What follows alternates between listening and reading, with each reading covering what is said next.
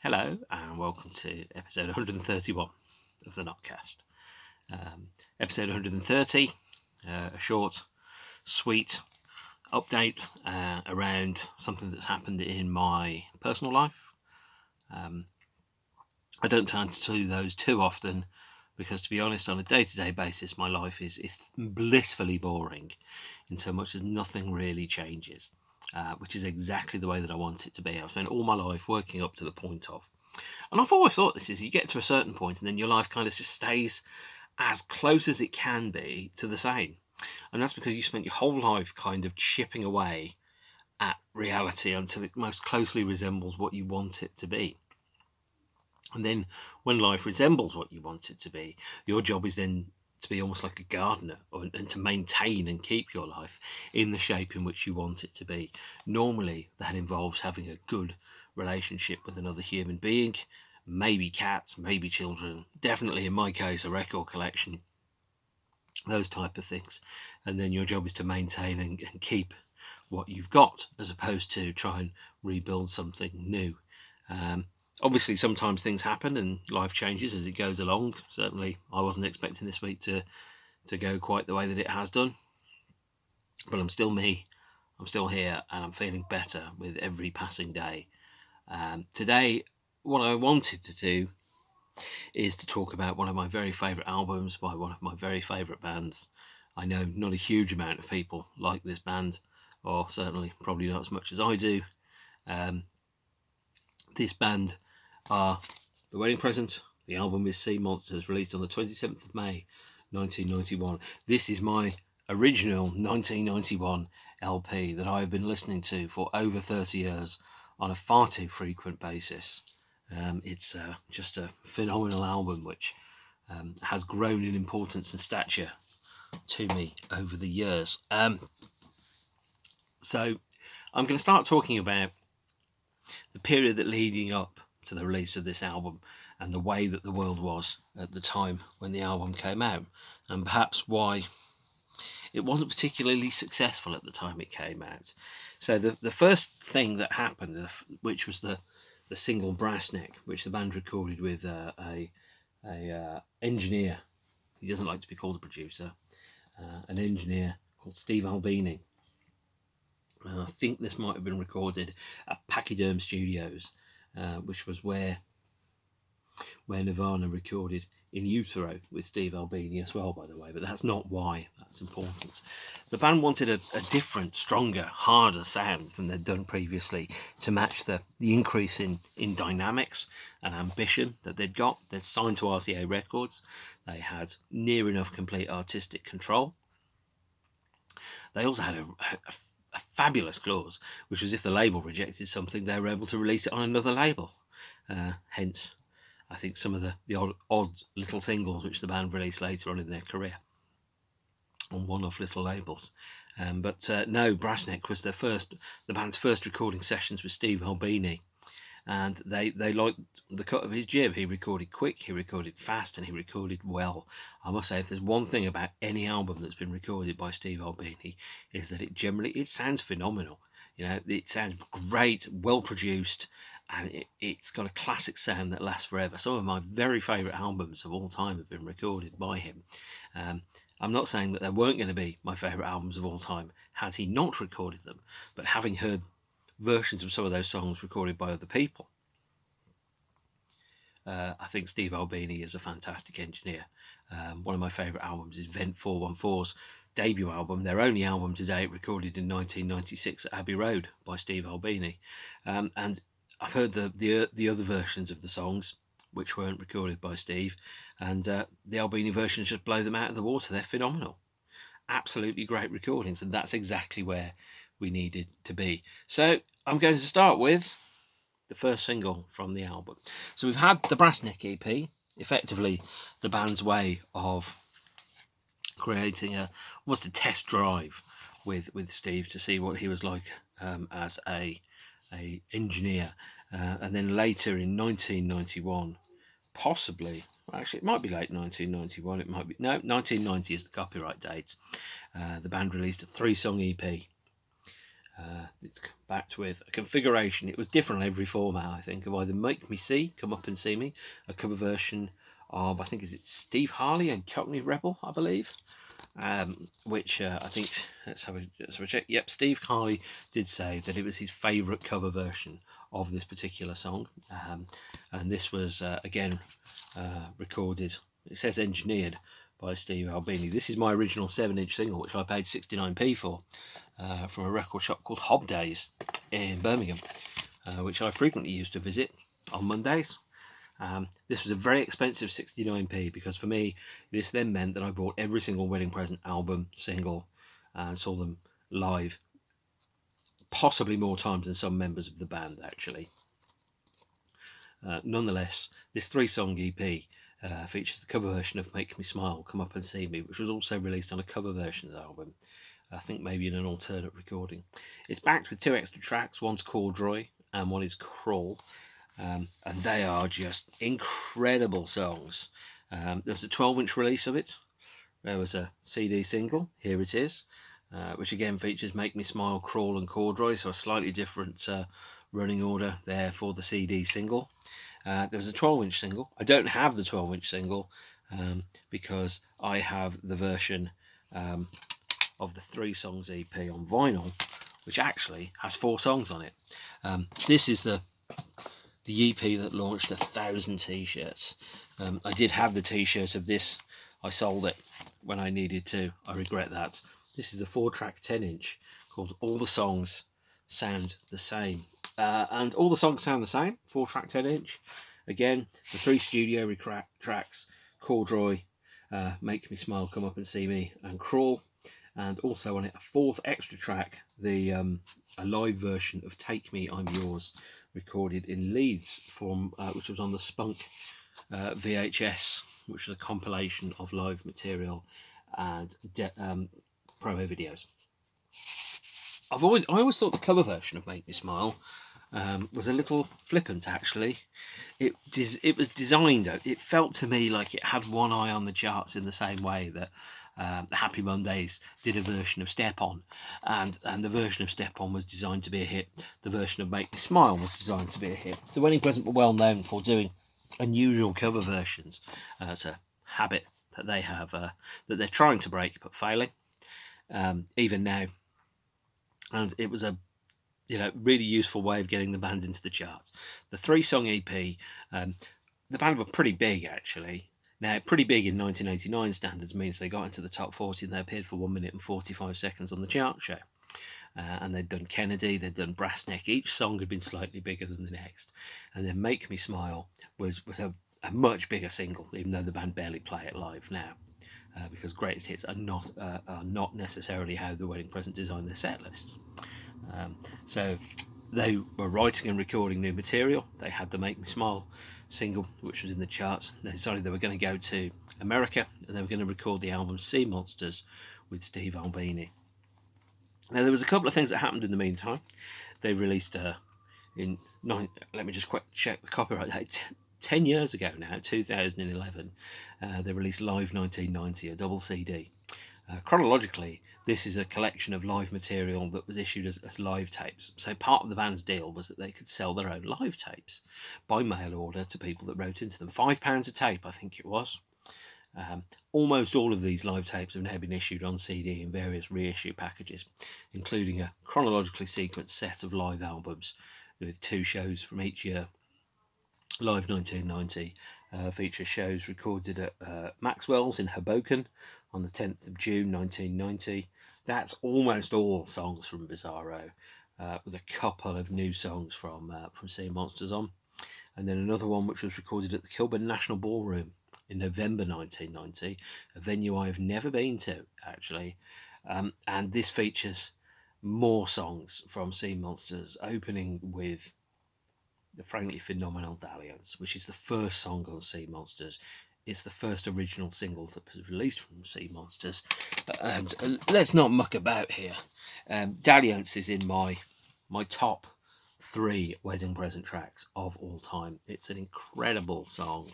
It's got no chorus as such. It's barely got You know, the title is hidden deep inside the song. It's a throwaway at the end of the main kind of verse, and it's not a single. It doesn't sound like a single. It sounds like an incredible album track, but it doesn't sound like a single, which is odd because Dalliance was and is one of the favourite wedding present songs. You ask wedding present fans, well, what's your favourite song? And lots of people will say Dalliance. Lots of people will say Interstate 5. You know, those are two of the songs that have great meaning to literally dozens of people in the world, of which I'm one. But Dalliance, here's a very knackered CD single of Dalliance, was backed with a cover version of She's My Best Friend by the Velvet Underground, and a song called Niagara, which is a great song, but it just didn't fit on the album, which is such a shame because it's a great song. But here we go. Seamonsters, side 1, track 1, Dalliance, one of the best wedding present songs there is. Full stop, end of story. It's an incredible song, and it was described by the band's then bass player Keith Gregory as was like a series of explosions that got louder and louder all the way through. It starts as quite a mid-paced, gentle song. It sounds almost like a relatively relaxed romp.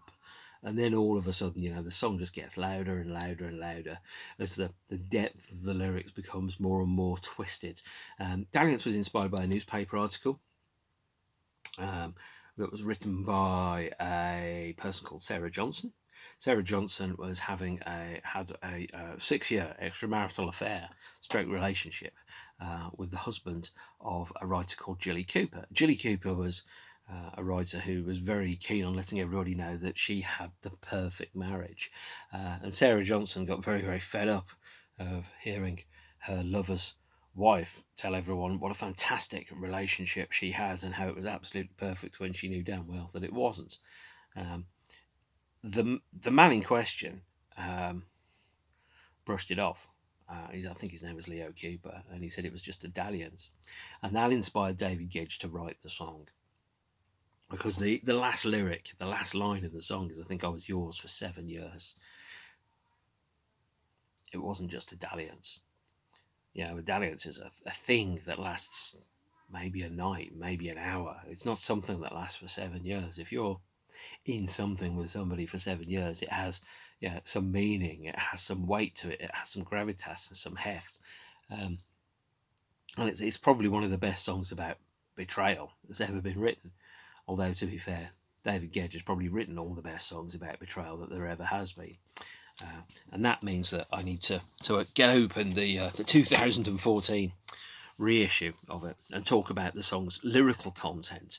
So musically, it acts as I said, almost like a coiled set of explosions that get larger and larger with each verse, each chorus, although it isn't really a chorus.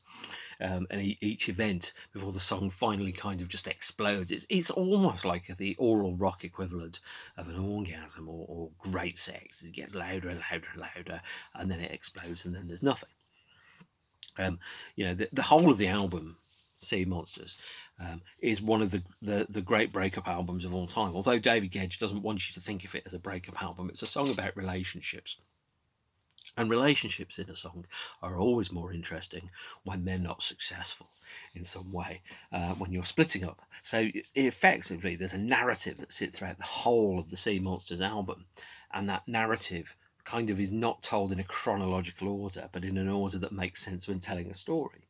So Dalliance being the song where the moment of betrayal is revealed.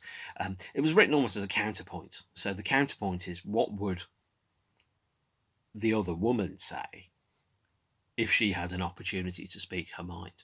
And it's not written from personal experience. Now, David Gedge has been quite clear that this isn't a song based on his personal life. In fact, many of his songs aren't based on his personal life. They're based on observations from overhearing conversations or imagining what's happening in friends' circumstances in their lives, or kind of thinking, well, what would somebody else feel about this? And when I write lyrics, and I mean, a lot of what I do is kind of observation or putting myself in the place of somebody else. And going, well, if I was in that situation, what would I feel? What would I think? What would I see? What would I want to say? What story would I want to tell? And if you read the lyrics which I write, which I don't publish online, um, it looks like my love life is a car crash of terrible events and bad decisions, which is not the case. And Seamonsters is very, very similar. So the opening line of the whole album is, "You've told him lies for so long, yet he's still ready to forgive. He's got you back, and that's all he wants, and it's a lot more than I'm left with." And when this album came out, as I said, May 1991, um, I was coming out of a really bad relationship, um, and this album seemed to understand that sense of hurt, that sense of going, well, I went into this transaction, this relationship, wanting it to work, and it not working, and I've looked at all the events that have happened, and frankly, it's not me that's to blame here. Um, so this is an album that I listened to a lot then. There was another point in my life in the year 2000 where this album became very, very important to me, very powerful indeed, because all the lyrics around it seemed to be able to understand exactly what I was going through. I went through a very bad split, which effectively was like an exorcism. It kind of felt like I'd had the other half of my life ripped off, and there was this wound that needed to heal, and it took a long time for that to heal. And Dalliance was the first of a number of songs on the album that addresses that whole sense of people not being nice to each other. So the thing is, if you're the person that's been left, he's got you back, and that's all he wants. It's a lot more than I've been left with.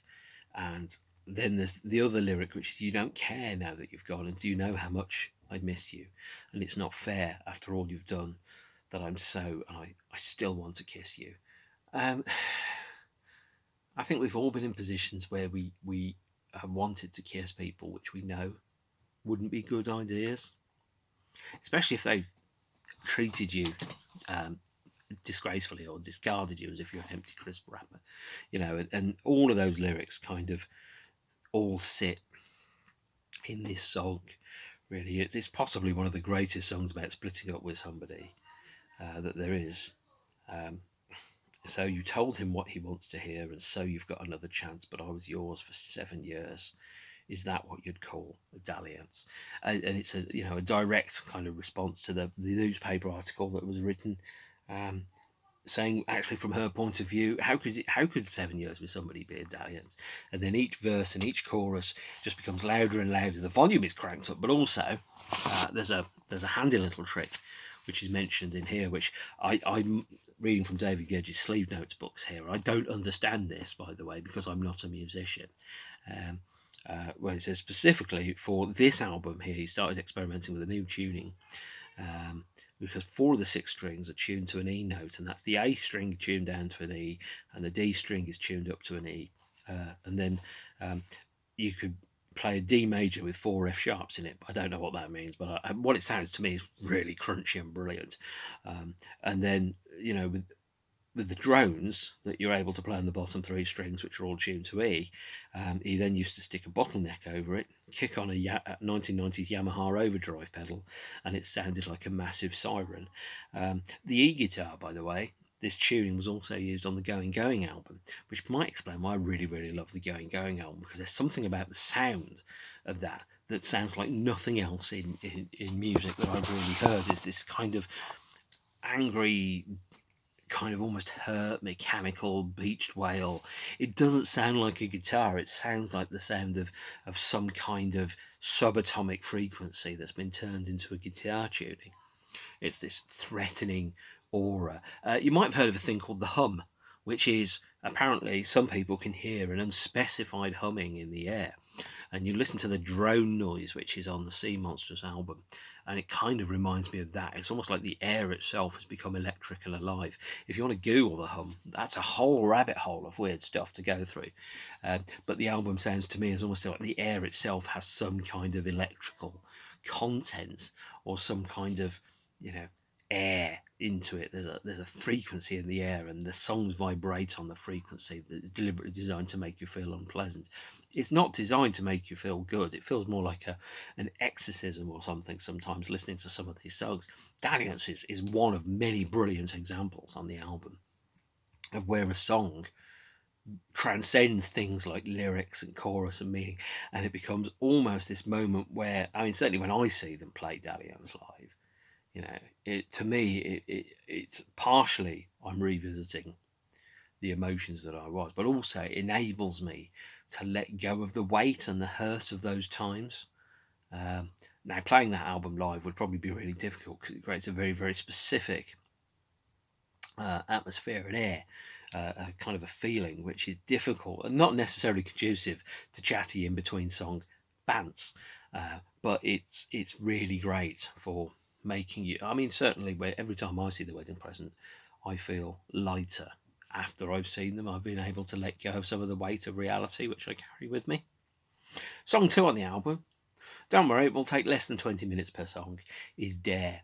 And Dare kind of takes us a bit, rewinds us a bit into the narrative, into the early days of the relationship. And effectively, it's about stay all night, I dare you. That's the lyric. As I say, you know, I want you, I dare you, please do this. You know, that sense of being carried away on wild abandon inside a relationship where, you know, you throw caution and breakfast to the winds and strange and unusual things happen. And you kind of just go, I'm lost on this roller coaster. You know, there's a sense, you know, the endorphins of the, what is it, serotonin and dopamine are technically the only two things that you enjoy. And the song is kind of like you're riding a wave of a kind of like euphoric lust in Dare, which follows up with track 3, which is Suck. Now, Suck is one of the most wonderful love songs ever written. The lyrics are so gloriously matter of fact. You know, it's got this. It opens with one of the most beautiful lines in a song, which is "We've talked so long, and suddenly it's Tuesday." Now, there's a whole bunch of lyrics around. We still don't know if what we want is wrong. I just love hearing you say, "Oh, please don't go," and darling, can't you keep your head next to my head? Just stay here because I can't fall asleep, even in my own bed, until you're near. And I didn't have to search for you. I knew where you'd be hiding. You astound me. This song really, really, really is one of the greatest and most unknown love songs of all time. It's got this kind of slightly smutty air around it, which is going to suck it all out of me. You suck it all right out of me. It's a little bit dirty, it's a little bit filthy, but at the same point, there's this kind of soft romance in it, which is kind of like saying, well, you know, for example, those lyrics about "I can't sleep unless your head's near mine." That is, even at the moments when you're, you know, doing your filthiest sex, probably, there's a moment where you kind of go, well, this isn't just that, is it? It's a communication between two human beings, even if it's a communication on a very basic level, around that kind of touches upon and recognizes a need that's beyond merely a transactional kind of thing of, well, I need to go and buy food or whatever, you know. It's just I mean, I love all the songs on this album. It's one of the best albums ever made. It's been at least 5 minutes since I've said that, so it's probably best if I said it again. Also, by the way, Suck is responsible for the only time I've ever heard a cover version of The Wedding Present that's actually better than The Wedding Present's version of it. It is this band, the Twilight Sad, from Scotland, an incredible band. I love this band to bits, and the version of Suck that's on the B-side of the single of 7 Years of Letters. Here it is. This is a beautiful acoustic version of Suck that is simply, as I've said, one of the best cover versions of all time. It's also the only time I've heard anybody cover a Wedding Present song and be better than The Wedding Present, which is very high on my list of very difficult things to happen. You know, is to be better than The Wedding Present at a Wedding Present song, but somehow the Twilight Sad do it. I will post a link to Suck in the comments below. No kidding, when I heard this B-side, I'm like, I really need to know more about this band. And at some point, I'm going to talk more about Twilight Sad because they're an incredible band that I love and miss dearly. The fourth song on the album is called Blonde. And what you'll find is musically, every song on the album has a construction in it, in so much as every song on the album is made up of what look to be on the surface very simplistic parts. But sometimes what you don't play is just as important as what you do play. And all the parts that you don't play on a song make it better. Uh, Anybody that's heard, the 22-minute version of Autobahn will tell you that actually probably sometimes the 3-minute version that's the hit single is better. I know that's sacrilege, but there you are. Anyone that's heard Light My Fire will know that the hit single version is better than the version with a 7-minute organ solo in it. To be fair, probably the best version of Light My Fire is the one where actually the whole band is taken out of it, because I'm not a huge fan of that particular song. But what you've got with this album is it's almost like indie prog, in so much as the tempos change, the songs move between various different parts. So a song generally is structured in a very conventional intro, verse, chorus, instrumental bit, maybe verse, chorus, bridge, verse, chorus, chorus, chorus, chorus, out, fade. This album doesn't have that approach at all. A song like Suck is almost 2 or 3 songs that are stuck together, and yet they all feel like they're continuations and sequels to the other parts of the song. And sometimes some parts of the song just don't repeat themselves. You've got one part of the song that only appears once, and yet somehow it's perfect. It's almost like the second part of it. It's like watching when you're watching a James Bond film, and I did the episode about James Bond films, is that they're very repetitive, whereas this one feels almost like there's a part that feels like a natural sequel. It's not a repeat, it's not like a restatement, it's a new part which adds to and enhances the original part which you've got to it. And that's what happens in a lot of the songs around here. The choruses are all over the place, the tempos change constantly.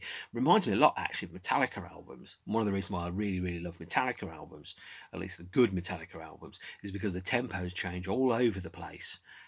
Because it doesn't feel like you're listening to one song with the same repetitive drum part for 4.5 minutes. You've effectively got 3.5-minute songs that are all wrapped around inside each other, and you end up with one really brilliant 4.5-minute song. For example, Blonde on this album, it feels like it does that, but every bit of it is a little bit different as it goes along. So, for example, it opens with the lyric, "I'm just some name in your book that I gave up writing weeks ago." Now, or "I'm just some name in your book that you gave up writing weeks ago." We've already gone to the end of the relationship stage here. Thematically, Suck follows on into Blonde, but Blonde itself is designed as, it's a song that kind of breaks the mood. So you open with Dalliance, which is that look back, that regret over the relationship. You've got Dare and Suck, which is that headlong, heady kind of, thrill me with your screaming kind of approach. And then you've got Blonde. And Blonde is it's not much of a song, but what it is, it's that moment. So that moment where, as a couple, if you're together, and all you can hear is the sound of the cars outside. Time itself doesn't even seem to be passing. The only thing that exists is in your room. And Blonde kind of captures that in a way that very, very few songs, I think, really do. And yeah, the chorus is David singing, "I was that naive, you've heard all of this before." And then there's 2 parts around that. There's a verse that's repeated. There's 2 verses, then there's a chorus, then there's a verse, and there's another chorus, but then there's a third part of the song which comes in, which is, "I still can't believe that's all you took me for." And it follows on the same kind of thing from the chorus, but it changes the musical and the lyrical contents of the chorus to give the song a kind of bittersweet aftertaste, a moment of realization after the event. And it's just lovely. It's a very simplistic, but not simple, not basic song that kind of reflects that feeling. So every song on the album to me seems like it's almost like a sonic version of a moment from a play, really, when the play is told in a non-sequential, non-chronological form. So 5th song, Rotterdam. I don't know why it's called Rotterdam. Having been through Rotterdam on the train, I certainly couldn't understand why Rotterdam was the name of the song. But it's a song that says, "I stayed with you and my heart began to sink. I wanted you, but not the way you think." It's about that bit where if you're in a relationship and you've got two people, they don't always see eye to eye, even though the behaviour might be the same or the moments might be the same. Actually, the song itself, the relationship itself, is not in the same place. It's not doing the same thing, and it kind of just adds this question mark, this moment of doubt, going, okay, so you're two people that are together, but you're not going in the same direction. There's a moment of separation that's built into that song. And you flip over the album, you start side two. Side two, of course, Love Nest. Love Nest, third single from the album. And Love Nest is oh, what a song Love Nest is, by the way. Because it definitely doesn't sound like a single to me. It's a song about being in a love nest, but also, as I've said before, it's got 2 or 3 separate parts. The intro and the outro are 2 completely different songs. It's almost like an accidental kind of feedback loop from the droning e-guitar, which I've mentioned previously.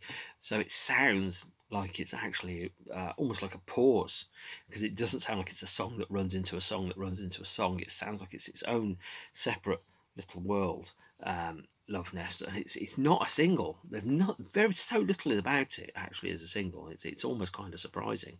Now, song 7, as mentioned before on the 7-inch, is Corduroy, which of course becomes the cover for the 3 songs EP. And Corduroy's, yeah, I love when they play Corduroy. Corduroy, like Love Nest, like a lot of songs on the album, is a moment of tension and release. It's a moment where the song itself is coiled and it's holding back its power, and then it explodes, and then suddenly it stops again, and then it explodes again, and then it stops again. And there's deliberately timed pauses in Corduroy, which are moments where, and I mean, this is a thing that Michael Jackson used to do. Michael Jackson used to say, you have to let a song simmer. And the moment in the song where the song itself pauses, you know it's going to start again, but there's that moment where you go, and Corduroy does this 2 or 3 times with fantastic effectiveness, dragging out the silence so the silence becomes deafening in itself. Corduroy is one of my very, very favourite wedding present songs. I will say that about near enough every song on this album. But it's just got this wonderful sense of desire and tension and release that's beautiful and frustrating at the same point. So all the emotions that are wrapped up inside desire are in this album. You know, the moment it says, "Now I've kissed you, I'll show you how much I've missed you," and before you even say a word, I already heard. Somebody told me, but don't speak now, just hold me. And it's around hearing about, you know, somebody that you love or somebody that you're in a relationship with has been with somebody else, and that moment where you go, well, it's still you. You still look like you. You still act like you. You still sound the same. You're still that person. I still feel those feelings. But, you know, the milk is curdled. There's dirt in the water. And that moment where you go, well, it's just some boy, probably dressed in corduroy. And, yeah. Such a strange song, really. Because it just, all of the songs explore the emotions that go inside, you know, infidelity, betrayal, hurt, having a broken heart, all of that stuff. And they're all observational. They're all looking at something that's happening outside of it. Song 8 is Carolyn. I love Carolyn.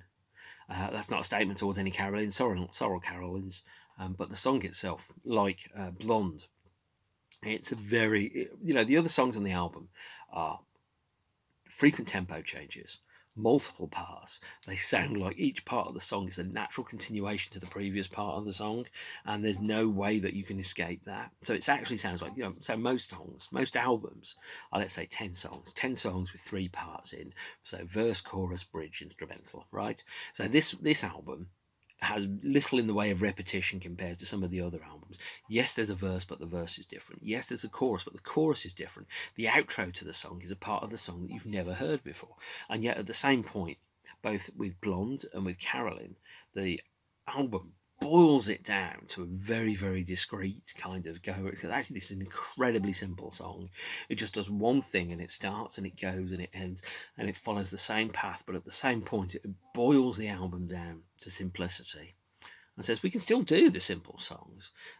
Those songs are normally the most obviously straightforward love songs on the album as well. And Carolyn is, it's just got this wonderful moment. Reminds me actually of Take Me, where the song itself is very basic, very simplistic. Kind of, it just goes and it kind of goes through all the permutations, all the possible iterations that you might have of what is actually a fairly limited song. But then there's a bit at the end, and it's a complete accident, but it stayed on the tape. And the end of the song, as David realizes that he'd reached the end of the lyrics, he just says no more. And then there's a section in the song where just at the end of the lyrics, there's just a voice goes, no more. And all of a sudden, the whole album is kind of changed because he's going, no, I'm not doing this anymore. There's no more of this. I am not having any more of this. That's it. I'm done. I'm finished. And that's the last moment in the album where love has a chance or a hope of surviving. Everything after that, there's only two songs after that, Heather and Octopussy. But the two songs after that are kind of wide open, eyes wide open, well aware of what's going on in terms of betrayal. Heather is, again, one of those songs that works up in the quiet loud mode. Obviously, the Pixies did it. Nirvana did it. Seamonsters is almost definitely the first British grunge album, and it preceded grunge by 4 or 5 months. You know, if it had come out, let's say, November 1991, I think it would have been far more commercially successful because obviously Nirvana, Alice in Chains, Pearl Jam, all those bands were starting to become really, really big. And then The Wedding Present had managed to be able to somehow guess that and feel that and be part of that. The problem is when Seamonsters came out, it was an album on its own. It was an island in a lonely sea where nobody else really sounded anything like them. People were expecting, you know, Brass Neck 2 indie rock boogaloo, and what they instead got was this dense, difficult album of hugely shifting tempos, uncompromising, not that many choruses, that was all around, you know, how difficult it was to deal with betrayal and how difficult it was to deal with a broken heart. It wasn't what people were expecting at all. The album got rubbished commercially. It sold not amazingly, but RCA stuck by the band. But if Seamonsters had come out 6 months later, I think people would have flocked to it, and it would have been up there as the British equivalent of something like Dirt or Ten or Nevermind. You know, it would have been sat in as, you know, the British album that was like those albums, you know, recorded in the same studios, recorded by Steve Albini. But the thing is, Seamonsters has got better over time. Some of those other albums haven't got better over time. They've dated. Seamonsters is almost immortal in its subject matter because it's a different kind of beast completely. Now, I think the album's title, Seamonsters, comes from, but I've been told by David on Twitter that this is not the case. It always reminds me of the myth or the legend of the sirens on the seashore that called to the sailors in the sea to crash their boats against the rocks so they could feed upon the souls of the lonely men. And to me, Seamonsters feels like that. It's the lure of sex and comfort and women that could be the ruin of people, not just by the lure of women, but actually the lure of love and comfort that can be the ruin of somebody that's lonely. And that's where I think the title Seamonsters comes from, and that's the meaning of the album that the title has for me. Although I'm told I'm completely wrong, I like my theory and I'm sticking with it. But Seamonsters is, you know, it was an album that I listened to a lot in 1991. I listened to it a lot in the year 2000. I went through a really bad breakup in about 2007. I listened to it an awful lot then. It was like, how does he know this stuff? And the answer is, I don't know. There are two songs on the album to come. One is Heather, one is Octopussy. Heather is... It reminds me of something that happened to me in 1993 when me and my then girlfriend, we went out for a walk, and we went to a park that we'd not been to before. We went to effectively, you know, some huge area of grassy shrubland, which was just outside the city. And we lay down in there, and we just kind of went, oh, this is really lovely and really nice. And this was 1993, so the internet wasn't really a thing. And some guy had written a letter, and he'd left the letter in the grass about how we'd had amazing dirty sex in the bit where we were lying in, and we were feeling, very calm and lovely and relaxed. And oh, this is nice, isn't it? I bet no one's ever been here before. And yet then there was this letter that was going, I did this and that with gazillions of women here, and it was an orgy, and it was lovely and fantastic, etc. And I was just like, and then all the moments, all the thoughts that I had around how lovely this place is outside of the city, which feels like just far removed from the worries and concerns of, mortgages and work and so on. And it just was spoiled. And Heather has a line in it that always reminds me of that moment. And the line is around, around, and did you walk from the town into the heather to where we used to lie down when we were together? And even then, it's kind of going, and it also reminds me of the story I heard about a woman that took her partners on dates, but she always took them to the same place, and she always ordered the same food. So the only thing that was different was the guy, and so she was able to judge whether that was a good or a bad thing. And Heather reminds me of that as well. The last song on the album is Octopussy. It's named after the James Bond film, and it's a very simplistic, beautiful, barren, sparse song that's got this air of tainted romance around it. The album ends on just this beautiful little coda. Again, it's a part that doesn't appear in any other part of the song, only appears once in the song, right at the end, where he sings, we don't have to do anything except watch the leaves turning in the wind, say what you want to say, we don't have to go anywhere, let's just sit and talk about the usual things. There's that moment where you're just sitting and you're talking with somebody and you're in a relationship with that person, and sitting there and talking about it, and you just go, this is better than climbing Mount Everest.